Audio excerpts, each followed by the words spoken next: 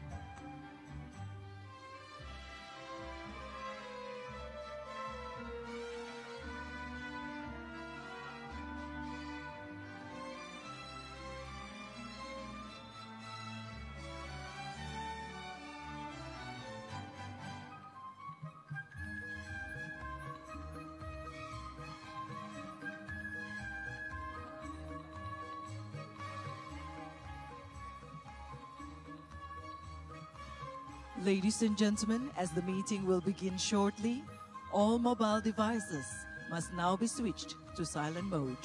Thank you. The doors are now closed. Please take your seats.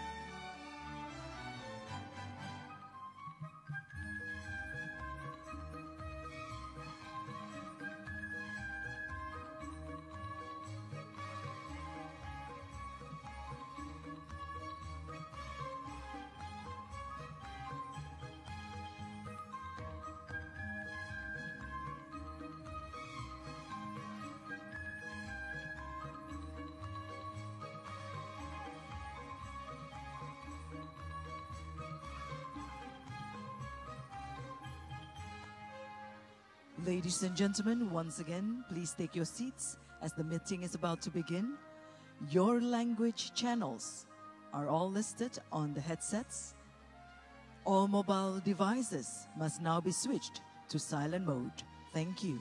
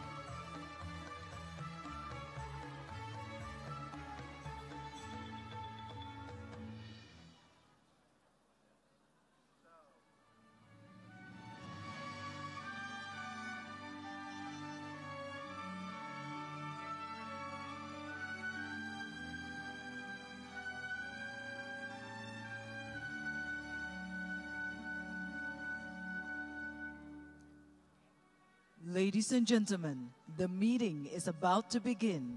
Please take your seats. Thank you.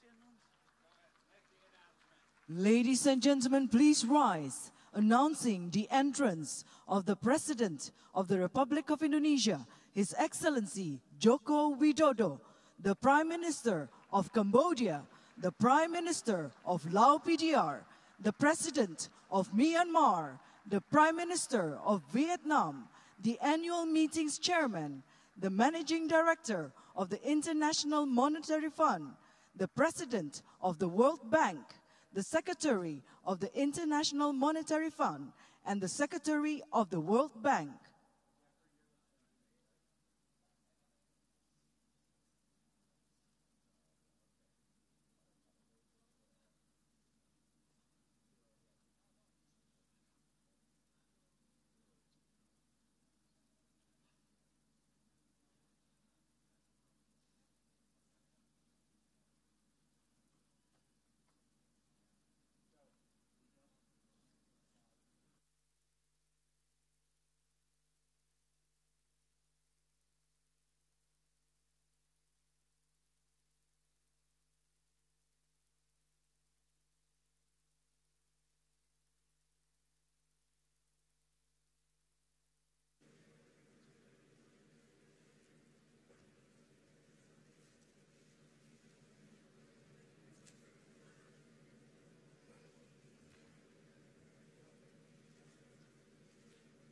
Presidents, Prime Ministers, Governors, ladies and gentlemen, it is my pleasure to call order the 2018 annual meetings of Boards of Governors of the International Monetary Fund and of institutions comprising the World Bank Group.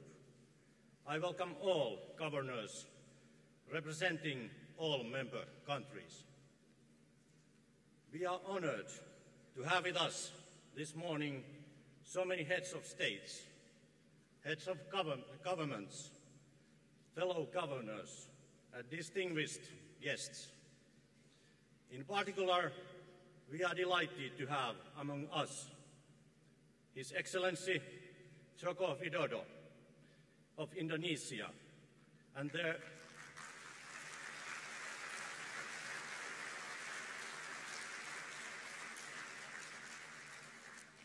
Excellencies, Prime Minister of Cambodia,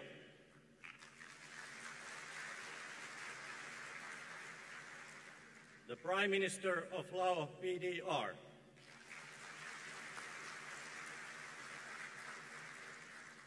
President of Myanmar,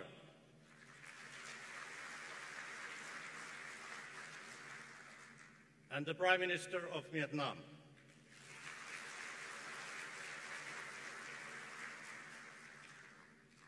Ladies and gentlemen, at this time, I may ask everyone, please rise and join together for the moment of silence to honor the lives, that have been lost in the recent devastating natural disasters.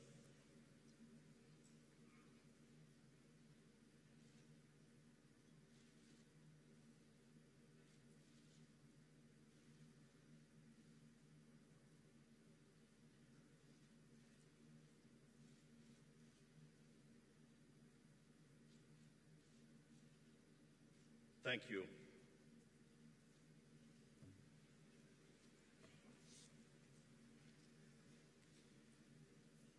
Before calling the President Joko Widodo to give his opening remarks, I would like to express, on behalf of all participants, our deep gratitude to President Joko Widodo and National Committee Chair, Minister Luhut, and the people of Indonesia for their warm welcome and gracious hospitality. The government of Indonesia has put in the utmost effort to host the annual meetings. I would also like to recognize the excellent collaboration between the government of Indonesia and the International Monetary Fund and the World Bank Group. I now invite the President to the podium.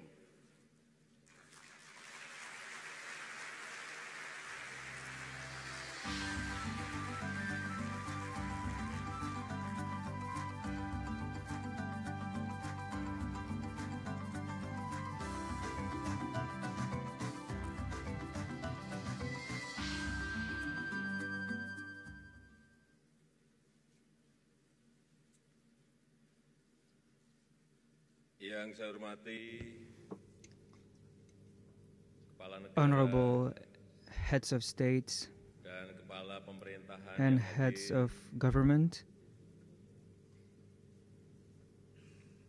yang saya hormati Honorable Ibu Christine Lagarde, Madame Christine Lagarde, Managing Director IMF, Managing Director of the IMF, yang saya hormati Honorable Bapak Jim Yong Kim, Mr. Jim Yong Kim, Presiden Bank Dunia, President of the World Bank, yang saya hormati Bapak Honorable Petri Aurpo, Mr. Petri Chair Aupo, of IMF Board of Governor, Chairman of IMF Board of yang saya Governors, hormati Honorable para Kepala Bank Sentral, heads of central para banks, menteri, ministers, duta besar, ambassadors, dan pejabat tinggi, and high-rank yang officials, saya hormati anggota delegasi, distinguished serta Bapak delegations, dan Ibu hadirin yang and berbahagia. ladies and gentlemen. Selamat datang di Bali, Welcome to Bali. selamat datang di Indonesia, Welcome to Indonesia, dan selamat datang di Asia. and welcome to ASEAN.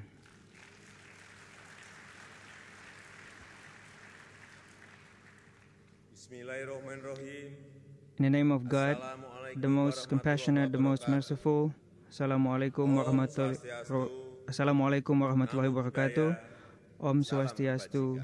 Namo Buddhaya. Message of kindness. Pertama-tama, atas nama masyarakat Indonesia, Before we begin, on behalf saya menyampaikan of terima the kasih atas people of perhatian, Indonesia, I would like to convey atas dukungan, our sincerest dan atas gratitude for the bantuan support dari and Bapak, Ibu, assistance saudara-saudara from everyone here, kita dari berbagai penjuru from dunia, all untuk across the world, masyarakat di Nusa Tenggara for the Barat people of dan West di Nusa Tenggara Sulawesi Tengah, and Central Sulawesi menjadi korban who gempa dan have tsunami. recently affected by the Hal ini earthquake and menunjukkan tsunami. persaudaraan kita It shows the brotherhood yang between sangat us, that is very persaudaraan strong, untuk kemanusiaan the bond dan for persaudaraan humanity untuk and menyelesaikan brotherhood masalah to bersama-sama. resolve common issues. Bapak dan Ibu sekalian, Ladies and gentlemen, 10 tahun yang lalu kita 10 mengalami years ago, krisis we finansial faced global. the global financial crisis. Berkat langkah-langkah And kebijakan thanks moneter to dan the fiskal measures yang luar in biasa, monetary and fiscal, which were membutuhkan extraordinary, keberanian politik yang which besar, required tremendous political Bapak, courage, Ibu, para pembuat ladies and kebijakan gentlemen, the telah policymaker menyelamatkan dunia have saved us dari depresi from global yang the pada waktu itu looming sudah di depan mata. global depression. Untuk itu, And therefore, kami menyampaikan we would like selamat to atas convey kesuksesan our Bapak, Ibu congratulations dalam mengatasi krisis to finansial global tahun policymakers 2008. in overcoming the global financial crisis of 2008. And after 10 years, we must stay alert in the increasing risk and increase our alertness in facing the global uncertainties. As mentioned by Madame Lagarde, there are now many clouds hanging over the world economy. There is a strong growth in the US, but there are weak or faltering growth everywhere else. Trade wars have erupted, and a new wave of explosive technological innovation is turning many sectors upside down. And many emerging countries are also facing deep market pressure. With all these troubles in the world economy are enough for us to say winter is coming.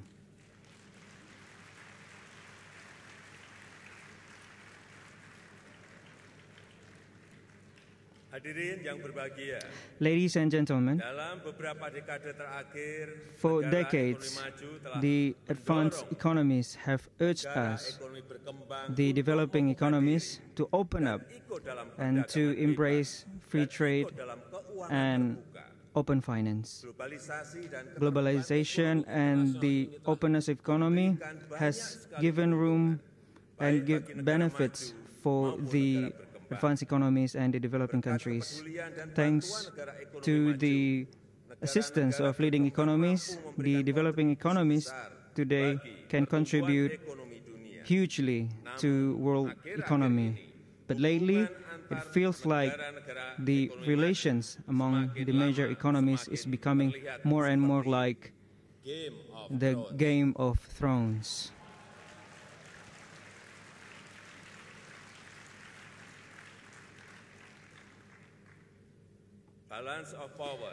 The balance of power and the alliances between major economies are breaking down. Weakness in coordination and cooperation has caused many problems, including the dramatic rise in the price of crude oil and turmoil in the currency markets of the developing economies. Ladies and gentlemen, in the Game of Thrones, several great houses, great families battle each other fiercely, to seize control over the Iron Throne.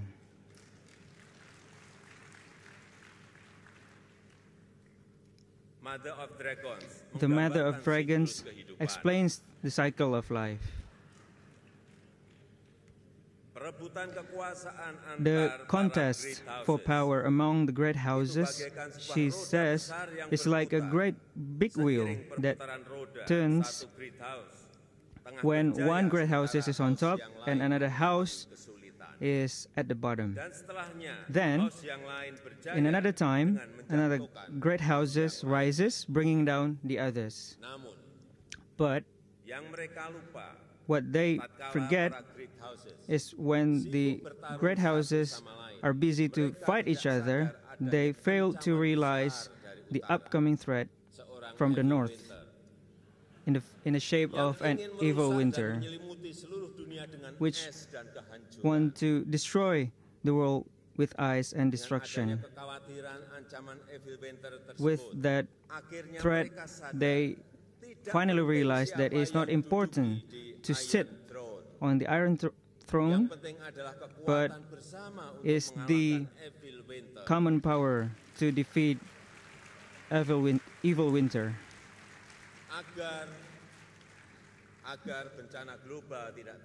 To avoid global disaster, to avoid destructions of the world. Ladies and gentlemen,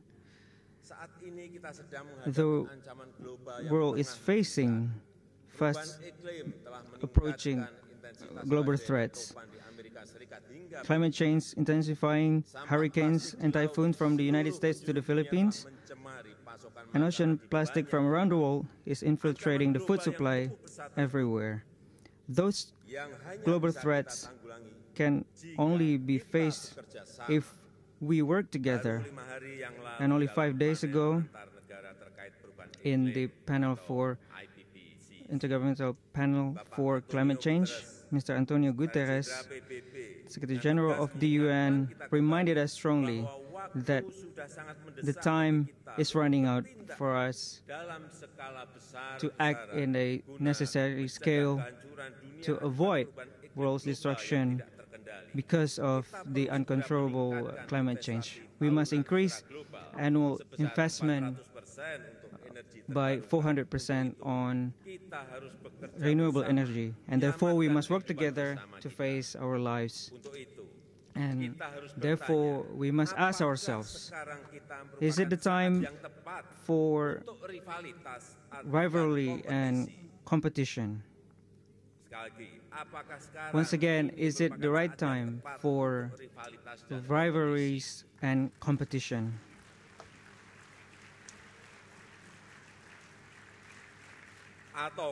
Or is this the time for us to cooperate and to collaborate?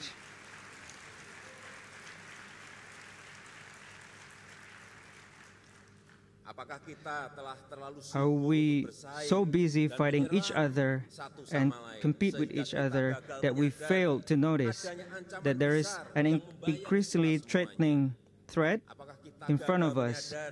Have we failed to realize that there is a big threat faced by the rich and poor countries, big and small countries? Ladies and gentlemen, next year we will be witnessing the final season of Game of Thrones.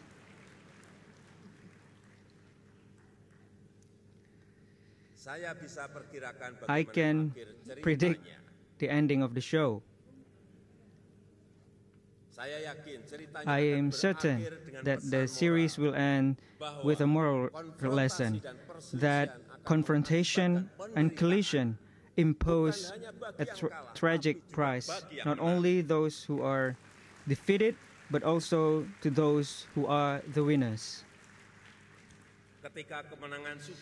When they find victory and they suffered from defeat, that's when the two realize that victory and defeat in wars always bring the same result, a destruction to the world. It is pointless to celebrate victory in the middle of destruction. It's pointless to become the leading economy in a sinking world. And I would like to reiterate that now we are entering the last session of the global economic expansion, filled with rivalries and competition. The situation might be more threatening than the financial crisis 10 years ago. We rely on all of you, the policymakers in monetary and world fiscal, to maintain global commitment.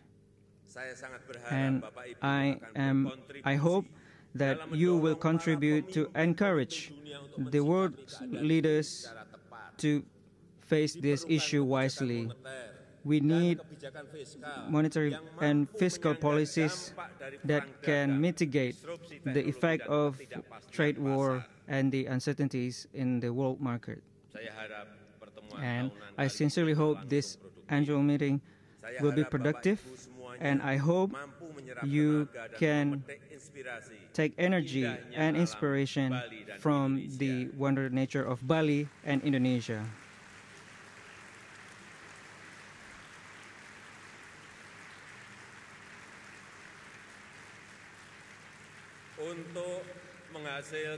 To produce the pureness of heart and mind to fix the global financial condition for the good of us all. Thank you. Assalamualaikum warahmatullahi wabarakatuh.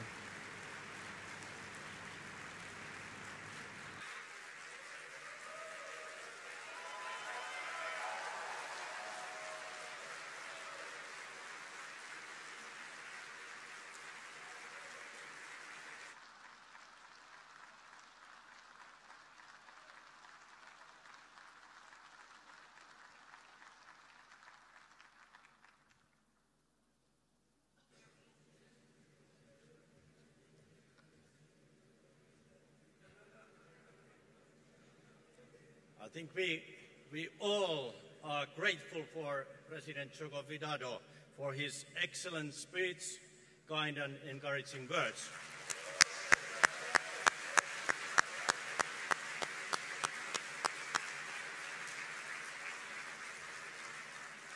Once again, we would like to thank you and the people of Indonesia for their warm hospitality.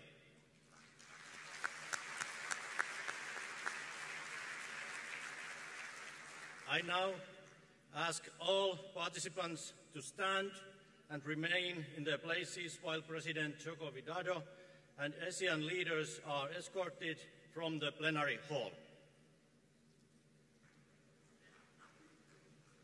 Ladies and gentlemen, please rise. The ASEAN leaders are leaving the plenary hall.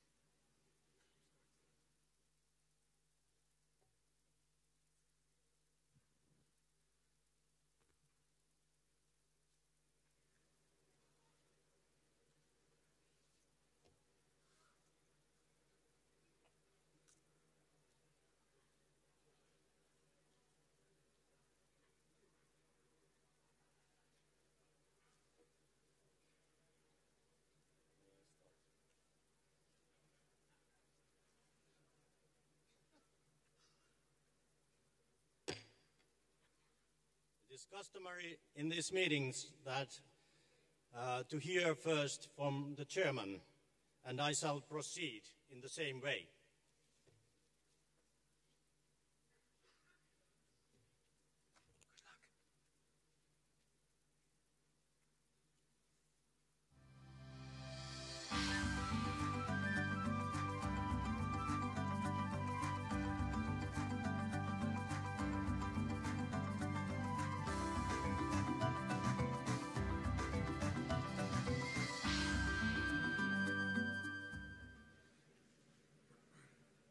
President Joko Widodo, Managing Director Christine Lagarde, President Jim Yong Kim, and the fellow governors. Welcome to the annual meeting of the World Bank Group and the IMF, and the 72nd plenary of Board of Governors. Please join me once again thanking our hosts, the Indonesian government and the people of Bali, for their warm hospitality.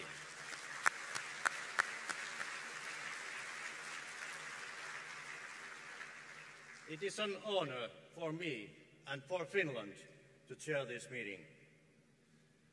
Much has changed since we last met. Global growth remains strong and unemployment has declined. Although major reforms have helped strengthen the global financial system, the effects of the global financial crisis remain. Some families still have not recovered.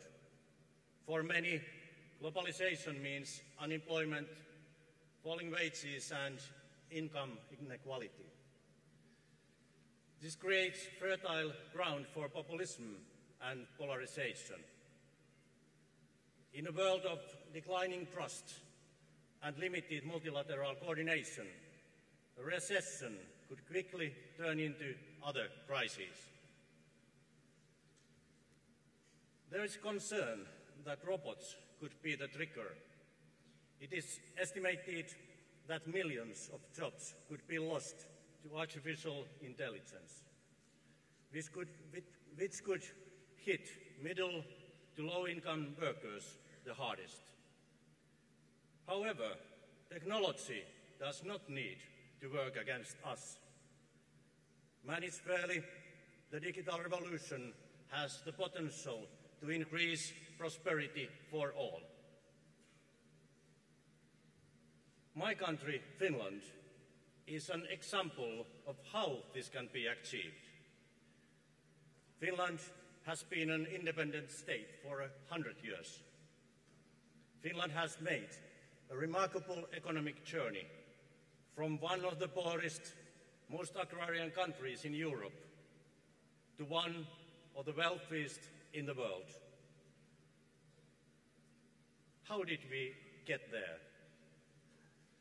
By investing in our people through health, social protection, women's rights, and education.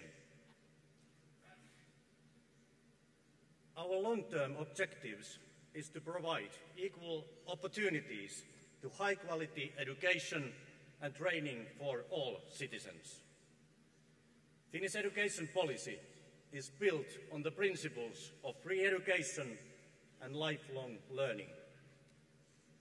We believe that education is the key to competitiveness and well-being of the society. As Finland's experience has shown, investing in human capital not only strengthens a society's resilience, it also makes economic sense. In Finland, we value trust. It is the fundamental pillar of a functioning society. I believe trust is also what we need at the global level. Without trust, it becomes impossible to find solutions to global problems we are facing today. Without a doubt, climate change is the defining challenge of our times. Recent expert reports demonstrate that global warming is happening even faster than we expected. Luckily, the report also shows that we have the means to mitigate climate change. We just need to step up efforts, make the right political decisions, and implement them. I give you an example close to Finland. In 30 years' time, the Arctic Sea is expected to almost completely ice-free in the summer, which could raise sea levels and could contribute even further to global warming. As President of Finland, Sauli Niinistö warned, if we lose the Arctic, we lose the whole world. Fortunately, communities around the world are finding innovative ways to adapt. Here in Indonesia, for example, communities in Borneo and Java are responding to climate change with agroforestry. Unproductive rice paddies are being used to plant teak, which can be cut and harvested. This is good for land productivity as well as biodiversity. Of course, responding to climate change involves more than just adaptation. Globally, greenhouse gas emissions are still on upward trend. Together, we must turn that trend. And there is hope. Already, more efficient use of energy and renewable energy sources are helping to reduce emissions notably.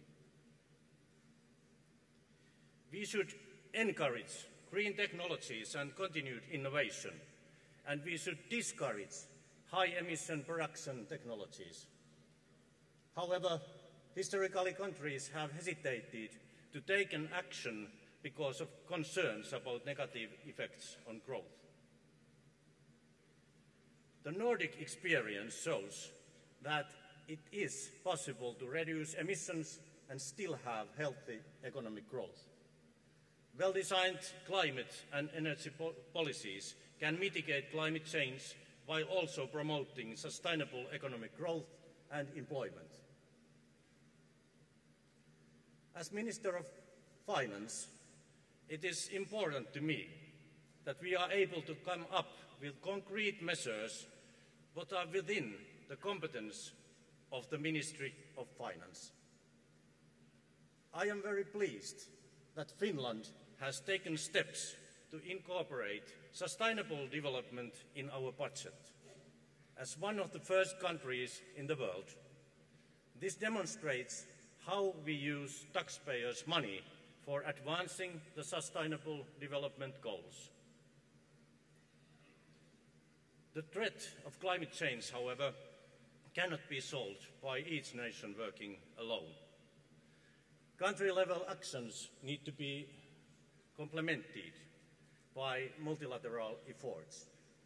The same can be said of global economy. If we don't preserve a framework for global economic coordination and cooperation, we risk reversing the gains from the open markets. The IMF and the World Bank Group have an important role to play in making globalization work better. They have created to promote global integration and economic cooperation. Today, they aim for broadly shared prosperity. Prosperity cannot be achieved by resorting to protectionism. Trade barriers and tariffs will not solve global imbalances. To solve global challenges, we need to restore trust. Trust between citizens, trust between governments, and trust in institutions. Perhaps the greatest assets of the IMF and the World Bank Group is their culture of consensus building, which is rooted in trust. Global consensus can only be achieved with cooperation, compromise, and goodwill. I know this is not easy, but without consensus and without trust, there will be no solutions to our challenges. Thank you very much.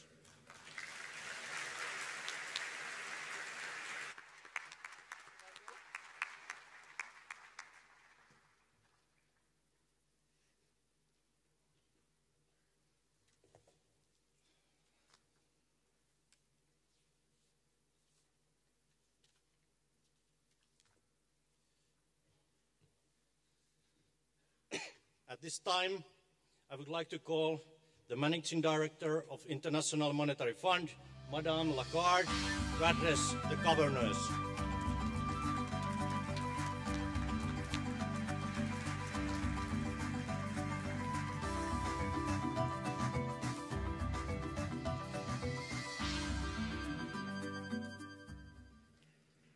Good morning to all of you. Selamat pagi. Excellencies, governors, guests, colleagues and friends, on behalf of the IMF, let me warmly welcome you to the 2018 annual meetings. Let me acknowledge our colleague and friend Petteri Orpo, our new chair of the IMF Board of Governors, and my good friend Jim Kim, who is leading our sister institution, the World Bank Group, with such great success. I want to pay tribute at this point in time to our Indonesian hosts, especially President Jokowi, Minister Luhut, Minister Sri Mulyani and Governor Perry, and also the leaders of the ASEAN countries who came to join us this morning. To all the Indonesian authorities and through you to all the Indonesian people, thank you so much for hosting us.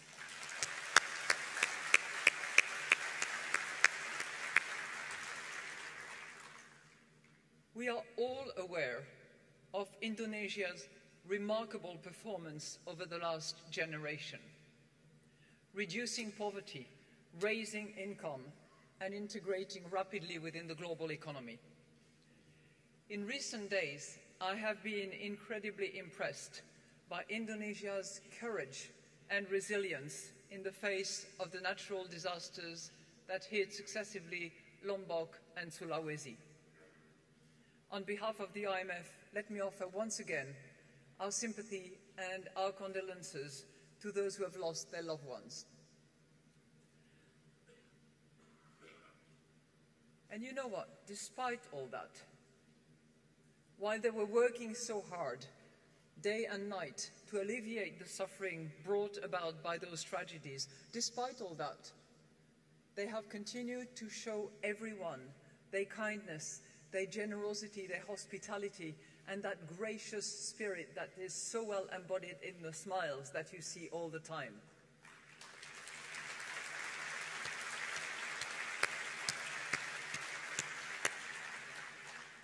And it is actually that spirit and those smiles that I saw on the face of the people of Lombok when I visited a few days ago. It is the spirit of Indonesia. So from the bottom of my heart, thank you. And from all of us, thank you.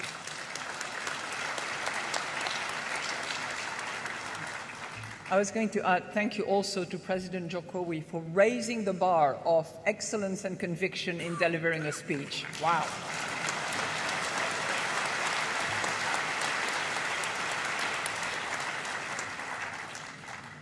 We are just failed attempts of delivering a similar message now. Now, there is a wonderful tradition in Bali called Kanong Sari, whereby people offer something of value to the gods to give thanks and to ask for continued blessings. And I think we are here trying to do something similar. We have come to Bali from all corners of the world to make an offering of our work together, the 189 member countries of the Bretton Woods institutions, and it could hardly be more timely.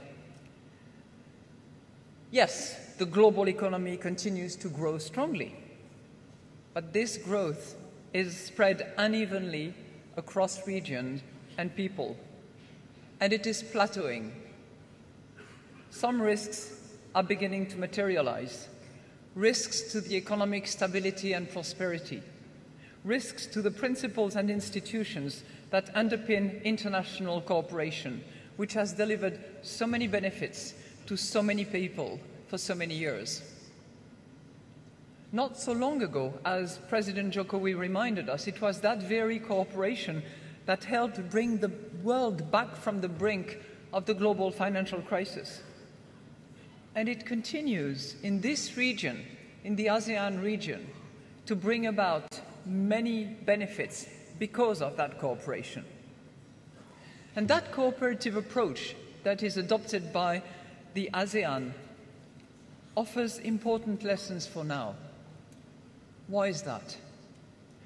Because as we look at the world today, we face the challenge of a new economic landscape, one that I would characterize as a landscape in two dimensions. The first dimension, quite familiar to many of us, includes the monetary, fiscal, and financial layers of our economic interactions. The second dimension, more challenging, comprises inequality, technology, and sustainability. And both dimensions are macro-critical. In tackling these problems, sound domestic policies are of course essential, but navigating this new landscape requires international cooperation, and a cooperation that is slightly different from the past. I call it new multilateralism. It has to be more inclusive, more people-centered, and more results-oriented. Let me try to explain what I mean by that. First, the more familiar macroeconomic challenges, the first dimension, if you will. Let me take 3 examples.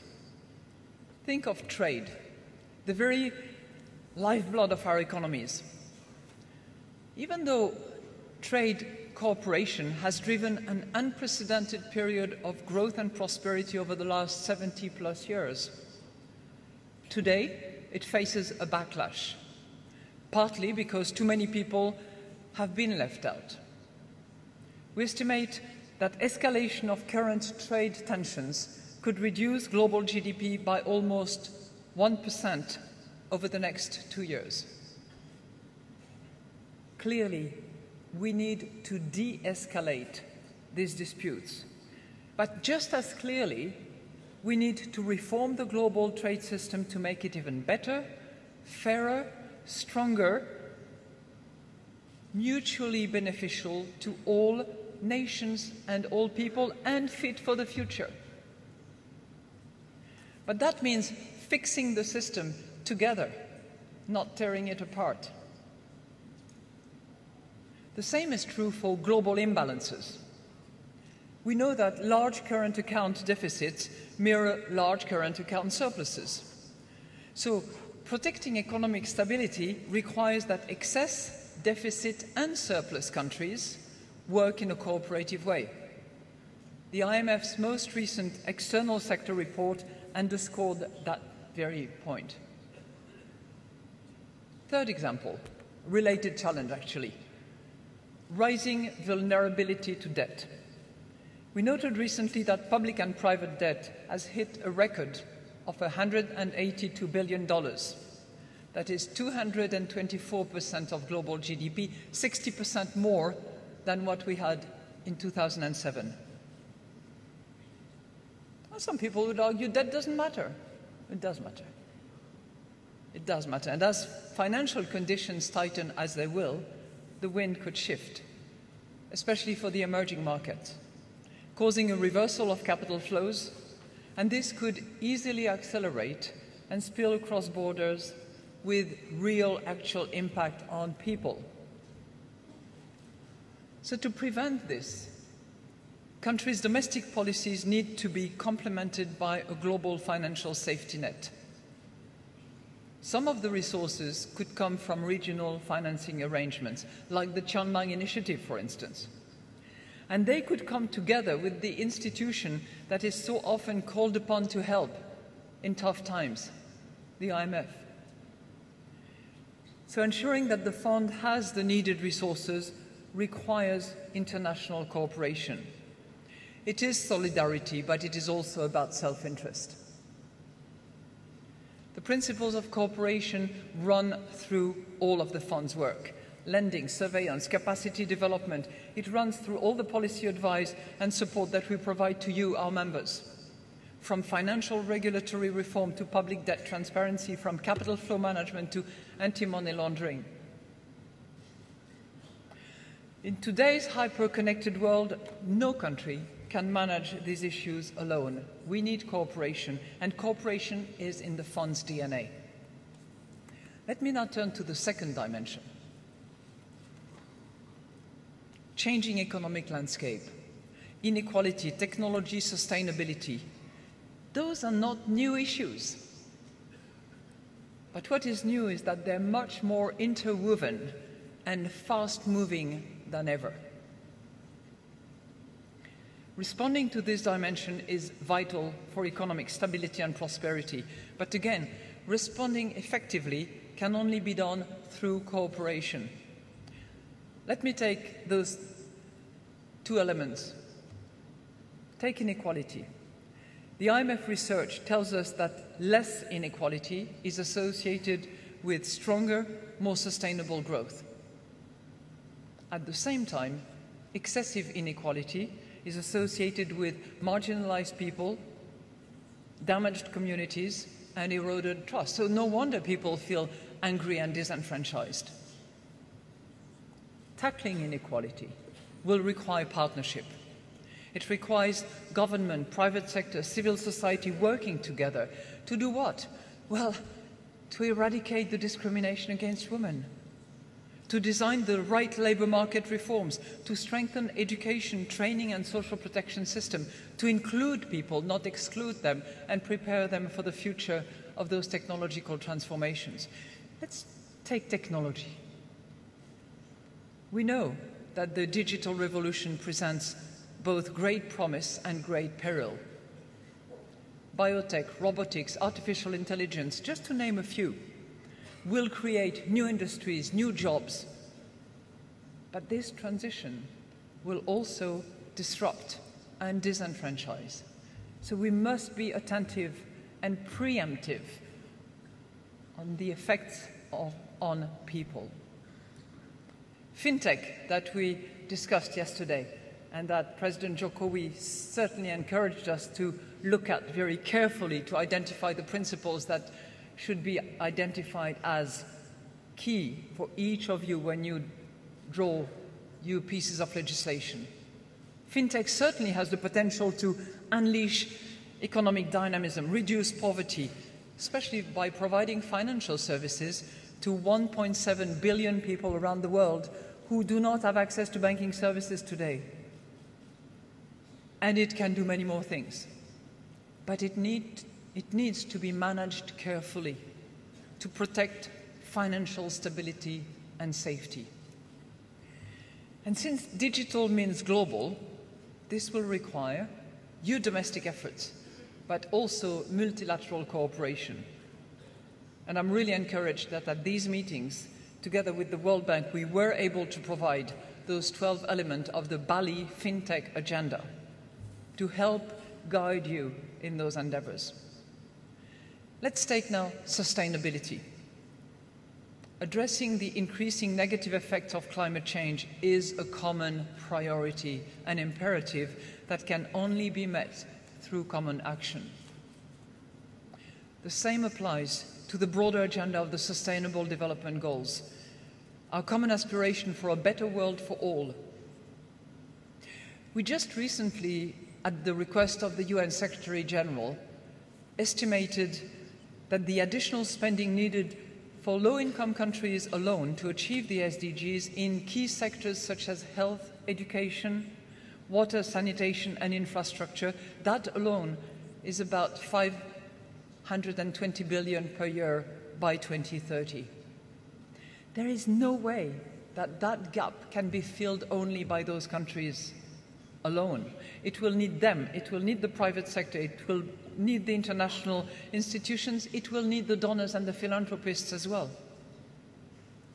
And this partnership, sure, must extend to more efficient resource management, strengthening revenue collection, including by curbing tax avoidance and evasion, and stamping out corruption. This kind of partnership is integral to the new multilateralism, not least because tensions arising from exclusions and climate change just ignore national borders, parliament, legislative processes. And in that sense, solidarity here is also self-interest. The new multilateralism must also be inclusive, open to diverse views and voices. It must be more people-oriented, putting human needs first. And it must be more effective and accountable, delivering results for all. The IMF is at the heart of this new multilateralism. And I want to take this opportunity to thank my fantastic management colleagues, to thank the esteemed executive directors and our just incredible staff who work day and night to actually deliver services for you. And the volume of those services is in constant demand, so I have no doubt that they actually serve their purpose. Thank you very much.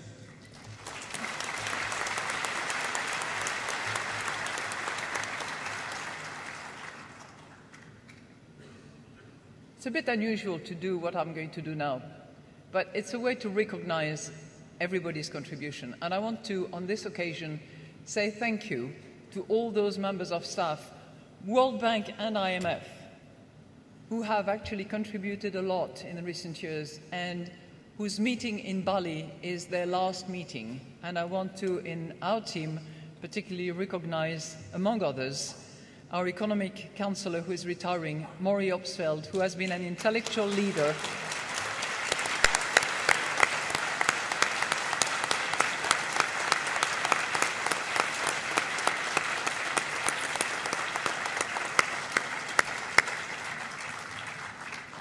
I don't know many other people who are as committed as he is to multilateralism, actually. So let me conclude. I've tried to explain what I meant by this two-dimensional economic landscape, but I want to finish with some ancient wisdom found in Bhagavad Gita. And it says, in all actions, consider the common good. If we do this, if we commit to this common good, the blessing of our work together from our offering will be returned to benefit not only our generation, but generations to come. And speaking of future generations, I want to acknowledge a few very special people here. I hope you've been happily distracted from my speech by some beautiful images as I was speaking. And you might wonder what they are. Well, they are the winning photos of an Instagram contest that we held among ASEAN youth. Every picture tells a story of the anxieties and the hopes of this region's rising generation. So let us remember that this new multilateralism that I hope for is intended for them. And I would like Hira, Kevin, Mohammed and Rexor, who are with us in this room, to stand and be recognized. Thank you.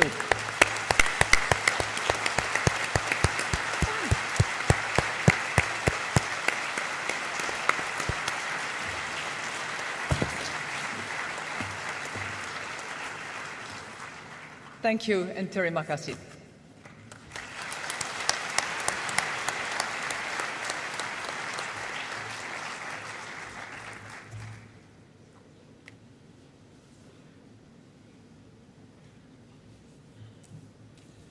Thank you, Madame Lagarde.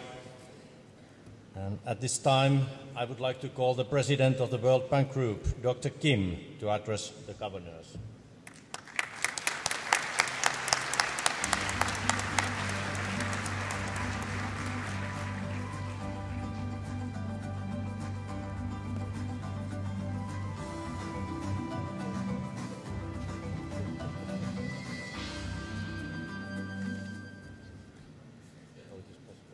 Good morning, everybody. Chairman Orpo, all our good friends here from Indonesia, especially my friend Pak Luhut, and of course my dear friend Sri Mulyani Indrawati. Christine, wonderful speech. Thank you very much. And I want to welcome everybody also to the 2018 IMF World Bank Group annual meetings. It's a great honor to be here. And it's also wonderful to receive such a warm welcome. I have to admit that when I heard President Jokowi's speech, I thought it's probably time for us all to go home. We can't do much better than that. And then I had to follow Christine, so please, some compassion. But to start out, I'd like to address directly, as myself, a son of Asia, I'd like to address directly the people of Indonesia. Selamat pagi. Saya A very menyampaikan good morning. I convey my deepest condolences for the loss of lives and the damages caused in Central Sulawesi and Lombok.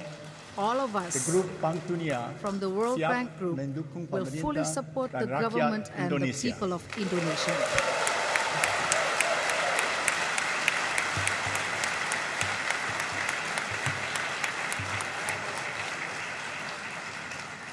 Thank you. I worked on that quite a bit. We stand shoulder to shoulder with Indonesia.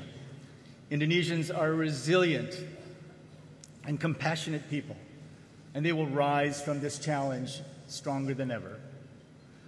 I'd also like to take a moment to thank our governors, our board, our executive directors especially, and our dedicated staff around the world for delivering last April an historic capital increase that just passed for the IBRD.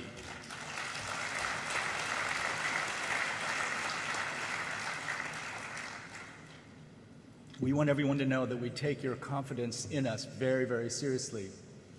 And it gives us more resources to tackle the biggest problems that our clients face, like the tragedies that struck Indonesia this year. The natural disasters in Lombok and Sulawesi are a reminder of why we gather here every year. We have to agree on ways forward in tackling the biggest challenges? How can we help our clients build resilience to natural disasters such as earthquakes and tsunamis, and tackle the climate shocks that exacerbate them? How can countries manage debt levels so they don't stifle economic growth? How do we help countries invest in their people and prepare for an increasingly complex future? And above all, what will it take to promote economic growth and accelerate poverty reduction everywhere in the world? We've gathered here this week to share new ideas and approaches to answer these questions and to accelerate progress toward our twin goals to end extreme poverty by 2030 and to boost shared prosperity among the poorest 40% around the world. Our biennial Poverty and Shared Prosperity report, which we will release next week, shows how much progress we've made and how much further we have to go. Over the last 25 years, more than 1 billion people have lifted themselves out of extreme poverty. The global poverty rate is around 10%, the lowest it's ever been in recorded history. This is one of the great achievements of our time, but 736 million people still live on less than $1.90 a day. A quarter of the world's population lives on less than $3.20 a day, which of course is the lower middle-income country poverty level. And nearly half the people in the world live on less than $5.50 a day, which is the poverty level in high middle-income countries. The pace of poverty reduction, unfortunately, is also slowing, which means that we have to accelerate our efforts on the 3 pillars of our strategy to achieve our twin goals. First, to drive inclusive, sustainable economic growth by crowding in private sector investment, by helping countries manage debt levels, and by harnessing the power of technology like fintech. Second, to build resilience to shocks and threats by taking urgent action on climate change. And I'm very proud to announce that we surpassed our goal for climate benefits in our portfolio, and we're already at 32% this year.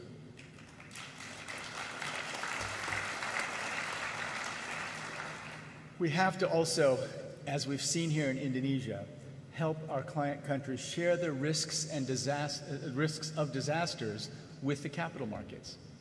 And finally, we have to help countries invest more and more effectively in their people to prepare for what's certain to be a more digitally demanding future. The final pillar has been our focus for much of the past year. We're approaching this struggle, this challenge, with what Martin Luther King used to call a fierce sense of urgency because of 2 overarching trends that we're seeing in every region. First, aspirations, as everyone in this room knows, are rising all over the world. Smartphones, the internet, and social media allow nearly everyone to know how everyone else lives. Our economists found that when you get access to the internet and smartphones, what changes is people's reference income, the income to which they compare their own, and this is a powerful accelerator of aspirations. And there's little question that aspirations will continue to rise. Some studies estimate that by 2025, all 8 billion people on Earth would have access to broadband, and nearly everyone will be able to have access to a smartphone. The second major trend, of course, is that technology is changing the nature of work, and this is what we outlined in our World Development Report this year. The focus of our World Development Report. Technology and automation are replacing scores of tasks and doing away with some jobs. Innovation is also changing the scope of existing jobs, creating new occupations, and launching career fields that didn't exist just a few years ago. So if technology is helping raise aspirations and changing the nature of work, we're going to have to answer some very difficult questions. What are people going to do?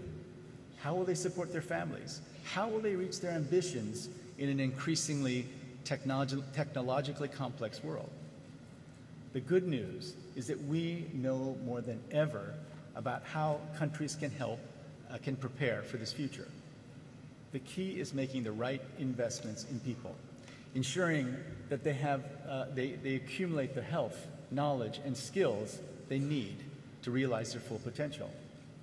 Yesterday, we announced a new tool to help make the case for those investments, the first Human Capital Index from the World Bank Group. It's a summary measure of the human capital that a child born today can expect to attain by age 18, given the risks of poor health and poor education in the country where that child lives. The index focuses on outcomes, not inputs, in three components. First, survival. What is the probability that a child born today will survive to age 5? Second, in school. How many years of school will they complete? And most importantly, how much will they learn during those years of school? And third, health. Will a child be stunted before the age of 5? And will they be healthy into adulthood, ready for work, with a foundation for lifelong learning? I'm sure you've seen the numbers, so let me explain what they mean. We examined the contributions of health and education to the productivity and then, of course, economic growth possibilities of the next generation of workers. Every country falls into a range between 0 and 1. A 1 is only possible if a child born today can expect to achieve full health, which is defined as no stunting and survival up to at least age 60, and complete education, which is 14 years of high-quality school by age 18. That means that if a country scores 0.70 in the index, the future earnings potential of children born today will be 30% lower than what they could have achieved at the frontier with complete education and full health. With the Human Capital Index, we're working to change the conversation around human capital. For the last few decades, we relied on donors and emotional appeals to invest in the next generation. The appeals worked, and financing for global health and education increased dramatically from what was, of course, a low base. We've had enormous successes like PEPFAR, the Global Fund, but these efforts, and even a dramatic expansion of ODA, won't solve the problem. The index draws a direct line between better health and education outcomes and future economic growth. It paints a very clear picture for leaders of how much more productive their workers could be with full health, a complete education, and the skills needed in the future. For example, if a country has a score of 0.50, the future GDP per worker could be twice as high if the country reached the frontier. Over the course of 50 years, this works out to 1.4% of GDP per year lost to that country. Building human capital takes time, but in the long term, it pays off in faster growth and better poverty reduction. We've simulated what would happen if all countries improve their human capital outcomes at rates equivalent to the top quartile of good performers over the past decade. At this ambitious but entirely realistic pace, global poverty in 2050 could be nearly half of what it would be if countries don't make these improvements. The benefits, of course, would be concentrated in low and middle-income countries. So far, 28 countries, including our host, Indonesia, have signed on as early adopters of our Human Capital Project, and we're working with them to close gaps and design country-wide plans to improve health and learning. Here are a few very exciting examples. Peru is committing to raising tax revenue to improve health and education outcomes by 2021, just a few years. They set a goal to achieve 95% enrollment of children in preschool and near universal health coverage. These commitments build on Peru's success reducing childhood stunting. In 2008, 28% of children in Peru were stunted. The World Bank supported a strong country-led program that used cash transfers in targeted communities to support poor mothers and ensure that their young children had proper nutrition and stimulation. In just 7 years, Peru cut the stunting rate in half to just 14%. We're now taking lessons from Peru and helping to apply them around the world, including here in Indonesia. Poland, a high-income economy that's working with us on human capital development, has valuable lessons to share. Poland's education reforms at the start of the century produced enormous improvements in student learning. The most notable policy is 3 years of comprehensive secondary school for all students before they move into vocational or academic tracks. As a direct result of this reform, between 2000 and 2006, Poland moved from below the OECD average on PISA scores to the number 9 country in the entire world. Ethiopia is emerging from a period of political and social crisis. In his inaugural address, Prime Minister Abiy said that one of the key solutions to the country's problems is to be found in education. He pledged to redouble the government's efforts with absolute determination to focus on education quality. We're prepared to work with the Prime Minister, Abiy, to support human capital development alongside important economic reforms. Egypt, in a remarkable story, reduced regressive energy subsidies to make human capital investments across the board. 4 years ago, subsidies for energy were 6.6% of GDP, more than the government spent on health, education, and social protection combined. We helped bring in private sector investment to transition to solar energy, which increased the government's fiscal space by around $14 billion. Egypt used resources to roll out 2 new cash transfer programs that now reach 9.5 million people. They also increased food subsidies for the poorest by 300% and expanded school meals programs, which covers now 12 million children. Egypt started a system-wide transformation of its health, education, and rural sanitation systems, including changing incentives to produce better outcomes. At the last annual meetings, President Paul Kagame helped make the case for human capital, and Rwanda has made the reduction of stunting a national priority. The country is targeting children under 2 years old in districts with the highest burden of stunting, rolling out mass media and radio campaigns to raise awareness, and using conditional grants through its flagship social protection project to improve the delivery of health and nutrition services.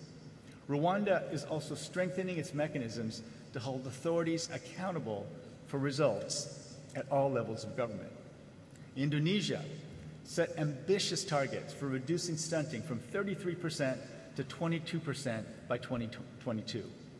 The government's following through with financing reforms, including taxes on tobacco, to collect more resources for human capital investments. In July, I visited Dakung in central Lombok with Vice President Kala and other leaders in the Indonesian government. This is one of 31 districts where they're testing a new grassroots approach to delivering key health and education services.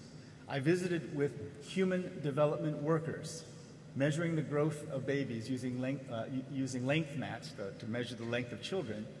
And I'm told now that the awareness of stunting has grown tremendously in this community. The workers counseled pregnant women and mothers on nutrition and interacted with young children in an early childhood development program. The World Bank helped design this pilot, again with insights from Peru, and will support its expansion throughout the country. Working across the whole of government, Indonesia has committed $3.9 billion per year and to action from 22 different ministries. Earlier this year, President Jokowi said, and I quote, "We often talk about the wealth of our natural resources, but we seem to neglect the fact that Indonesia has great power in the form of human resources. This is truly the biggest and strongest capital in our possession. Building Indonesian people is our investment to face the future." As all leaders face that future, they have more tools than ever to help build human capital. By raising aspirations and changing the nature of work, technology makes investments in people ever more urgent. But it also gives us new ways to improve outcomes in health and education. Over the last few months, I've made it my top priority to learn from innovators all over the world. In the past month, I visited Silicon Valley twice. And we invited top innovators here to Bali to showcase how technology can accelerate progress toward financial inclusion in terms of our fintech agenda, and also to improve human capital. For example, there's an app called MindSpark, which uses millions of data points from student tests to figure out common problems, and the program designs remedial exercises for each student. This platform has helped 80,000 students across India improve math and Hindi skills for a fraction of the cost of attending school. There's a digital health startup called Babylon, which developed a mobile app that uses artificial intelligence and machine learning to set up virtual consultations with doctors and health professionals. In Rwanda, more than 2 million people use the app, about 30% of the population. Last spring, Babylon announced a partnership with WeChat in China, where 1 billion users will be able to get instant healthcare advice through their mobile phones. But of course, it's not just about health and education, it's also about jobs.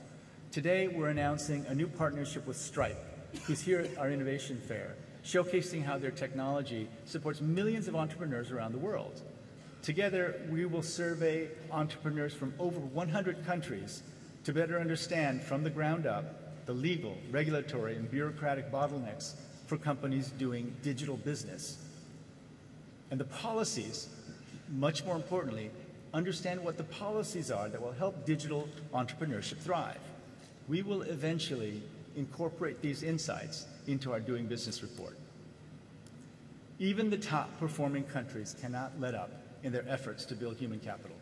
Singapore, the #1 country on the Human Capital Index, the country closest to the frontier, is continuing to improve its education system to teach what they call 21st century competencies, such as self-awareness, responsible decision-making, and focus on universal early childhood education. The initiative builds on Prime Minister Lee Hsien Loong's commitment to making health and education national priorities. In his 2017 National Day address, Prime Minister Lee said the goal was to, quote, build our future so that Singaporeans can start right, stay healthy, and live smart at every age. All world leaders, and especially ministers of finance, must take the same approach. Invest in your people with a fierce sense of urgency. As innovation continues to accelerate, it will be harder to catch up. Every day that you don't focus on building human capital, your economy and your country will fall further and further behind. This is the economic reality of our time. And it's also, for me, very personal. I was born in South Korea in 1959, when it was one of the poorest countries in the world. In fact, the World Bank would not give Korea a loan until 1962, because before that, they felt that it would be impossible for Korea to pay a loan back. The first loan was in 1962, and it was for a railroad. But the second loan, a few years later, was for education. And they received some derision from bank staff for taking a second loan on education. But Korea kept investing in education. The country's constitution and laws made primary school mandatory. In 1945, only 54% of Korean children were enrolled in primary school. By the time I was born in 59, 96%. In the 1960s, Korea made it possible to attend middle school without taking a test. By 74, the government had a policy of standardizing high school education. The Korean government then drew up a 5-year plan for science and technology education in the 1960s, in tandem with its 5-year economic plan. Today, South Korea's literacy rate is nearly 98%. And in the last 37 years, the GDP is increased 47-fold.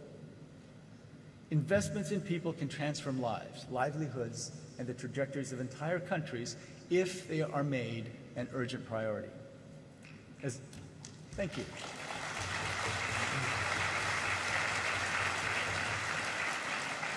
As we work to drive economic growth, accelerate the reduction of poverty, and build human capital, we would do well to follow the words of former Indonesian President Sukarno from more than half a century ago. In 1955, Indonesia hosted the Asia-Africa Conference in Bandung, a meeting of 29 newly independent countries, which between them represented roughly half the world's population.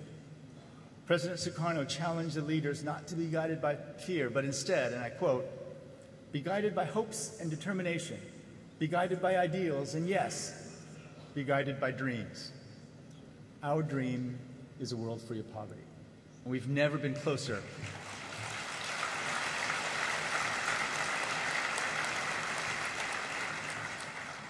We've never been closer to realizing that dream, but none of us can hide from the stark reality of this human capital crisis. Generations from now, our grandchildren and great-grandchildren will ask, what did you do when you knew just how critical investments in human capital were for my future, my world?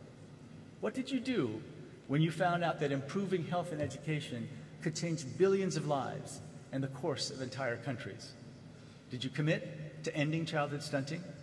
Did you enhance learning for every child? Did you ensure that everyone has access to health care and a chance to lead a long, healthy life? Did you prepare young people for the jobs of the future? If we don't act now to answer those questions, I fear that rising aspirations will be met with frustration, and more countries could go down the path of fragility, conflict, violence, extremism, and eventually migration. Given how quickly aspirations are rising, we won't just have Arab Springs, we'll have African Springs, South Asian Springs, Latin American Springs, and the list will go on. For the leaders of the world, especially heads of state and ministers of finance, now that we know the importance of these investments for productivity and economic growth, we have no excuse but to act with a sense of urgency that this crisis requires to invest in our people. We have the data. I've described innovative, transformational examples of how countries have succeeded and will succeed. Now, as many of you know, I've been working for most of my adult life to provide complex medical care and education at all levels in some of the poorest places on earth. Today, I'm here to tell you that we can do this. And it very well may be, for the people in this room, it very well may be the most important thing you do to prepare your country for the future, to give every child everywhere in the world a chance to reach for the stars. Terima kasih.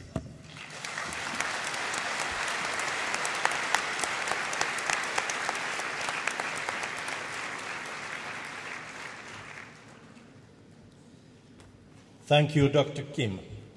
Let us now turn to the formal business of the institutions.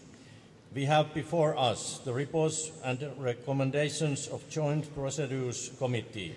Report 1 covers business of the fund. Report 2 covers business of the bank, IFC and IDA. Report 3 concerns matters of common interest to all the organizations. We also have the report of the Procedures Committee of the Multilateral Investment Guarantee Agency. On the recommendations of the GPC and MPC, I propose the adoption of these reports and the recommendations contained therein. As there is no objection, the reports and recommendations are adopted.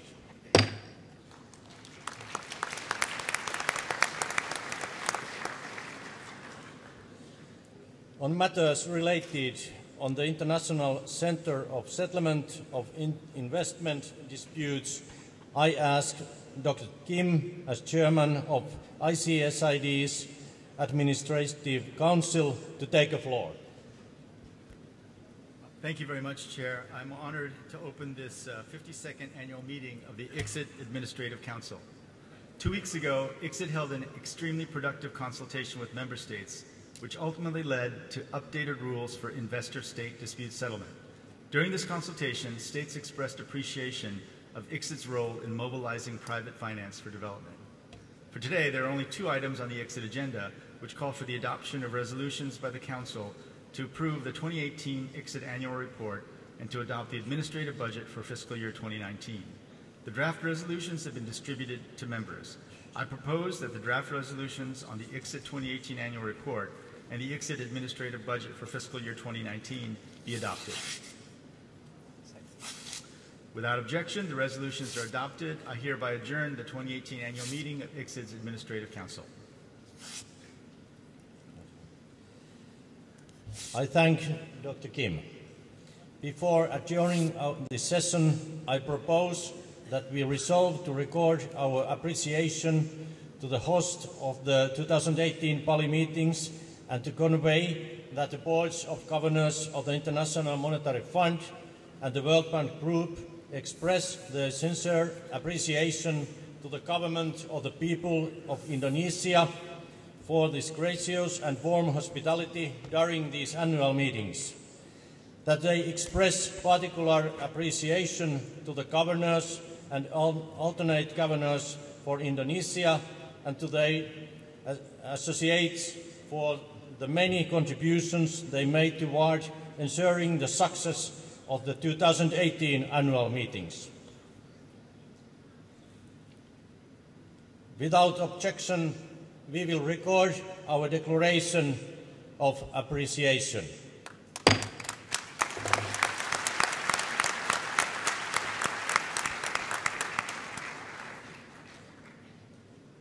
I thank the governors of the bank, the fund and the bank for the honor to have served as a chairman of this joint session. And I thank you for your support and cooperation. Allow me also express my deep appreciation to Madame Lagarde and Dr. Kim for their leadership of our two institutions.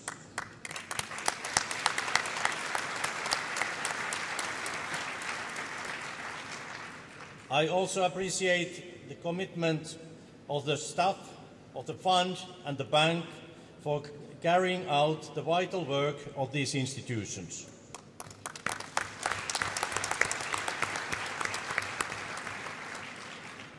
I would like to thank Mr. Lin and Mrs. Giacata, as well as the staff of Secretariat of both institutions, for the successful organization of the meeting.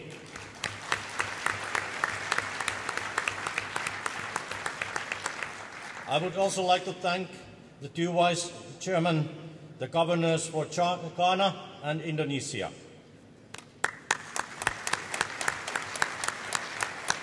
I wish to congratulate the governor for Fiji, who has been selected to chair for the coming year. I wish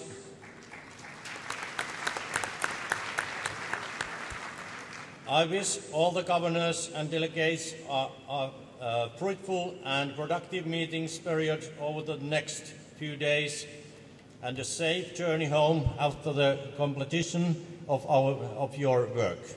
I look forward to seeing you next year in Washington, D.C.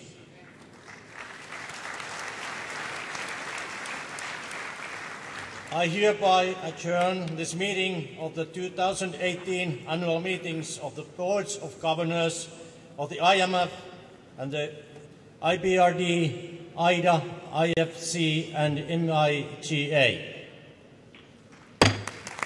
Thank you.